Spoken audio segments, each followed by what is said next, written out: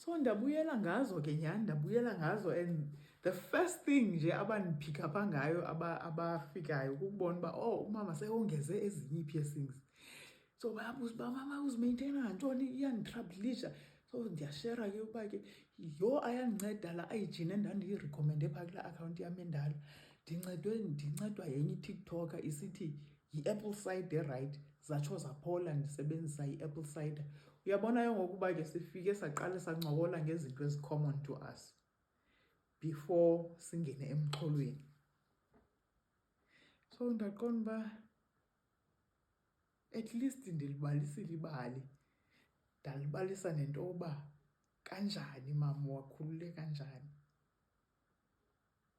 Undibonisa nento yokubana umnintsi umntu owenza into out of hurt, out of bitterness, out of amagama ahlabayo, especially kwabakhonzayo, out of amagama ahlabayo aye athethwa. And then umntu wavele wa-activator u-distraction mode. Waqonda uba I will be 100% ungovernable. Try me. Ndabe ndiqonda ibindim lo kanye ndiku-distraction mode, ndizixela uba I dare you, try me. Ngoku banintsi abantu afuna ukuba disarma, akhuphe intliziyo yelitye njengalapha kum, afake intliziyo yenyama ethambileyo ezawuthambela ukuva izinto azithethayo. Hayi guys, undoyisile. Ndiwayekile amacici am, ndiwathanda ndingubani. Ndiwathanda, phofu xa sendiqala i-content ndiyiqale ndichebe inqayi, athi thwala.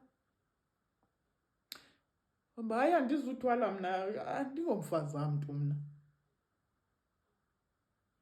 Kanti ndizawuhamba ndihambe ndithwale, athi khupha la asezindlebeni.